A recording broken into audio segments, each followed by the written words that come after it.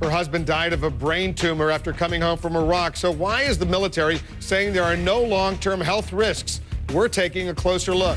A stunning statement from the United States military. It says open burn pits in Iraq exposed thousands of troops to toxic chemicals. It insists they're not in danger of long-term health risks, but the widow of an Iraq war veteran isn't so sure. Let's bring in our senior Pentagon correspondent, Jamie McIntyre. Jamie, what are the troops and their families saying? Well, Wolf, it's very reminiscent of the 1991 Persian Gulf War. Once again, U.S. troops believe they were sickened by chemicals they encountered in Iraq. Kevin was perfectly healthy before he went to Iraq. He's always been in good health, a good, healthy eater, exercises on a regular basis, and there was not one thing wrong with him when he went to Iraq. Just months after returning home to Florida in 2006, Major Kevin Wilkins developed headaches, but never saw a doctor. Soon after his second Iraq tour last year, Wilkins, a registered nurse in the Air Force Reserve, died of an advanced brain tumor at age 51. His widow, Jill, suspects this is what killed him, an open-air burn pit at the Balad Air Base in Iraq. For 4 years, the burn pit was a festering dump, spewing acrid smoke over the base, including housing and the hospital. Until 3 incinerators were finally installed, the smelly pit was the only place to dispose of trash, including plastics, food, and medical waste, all burned by dousing it with jet fuel. While Balad is the biggest, pits like this exist at bases elsewhere in Iraq and Afghanistan, some with no incinerators still.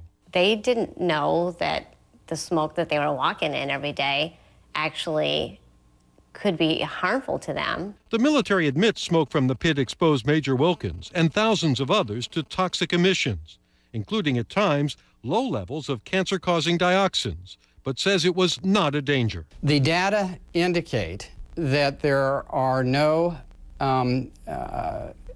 substances above a health threshold that should generate any long-term health risks, including cancer. While the cause of his brain tumor is not known, Jill was told by doctors who worked with her husband at a Florida emergency room that exposure to chemicals, like those that come from burning trash, is a potential risk factor. Mostly, though, troops complain about breathing problems, some coughing up a black substance, or Iraqi crud, as the troops call it. We know that some concerns have been raised.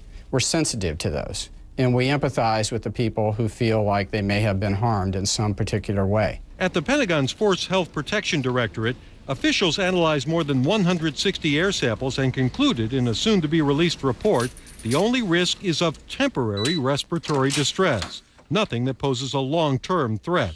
But we do know that some people are affected by that smoke. It's not the best quality of life for those individuals, but we have to remember that this is a wartime situation. One reason for the alarm, a 2006 memo in which an environmental engineer cited a study labeling the pit the worst environmental site I have personally visited. And more alarm when results from a new study were released with a math error, overstating the dioxin levels by 1,000 times. Meanwhile, Major Wilkins' widow is trying to stay upbeat as she deals with the Department of Veterans Affairs to get the benefits she feels her family deserves. You have to make jokes about it, otherwise you just cry every day. It's crazy. You know, you want me to be sticking up for him like I'm doing now.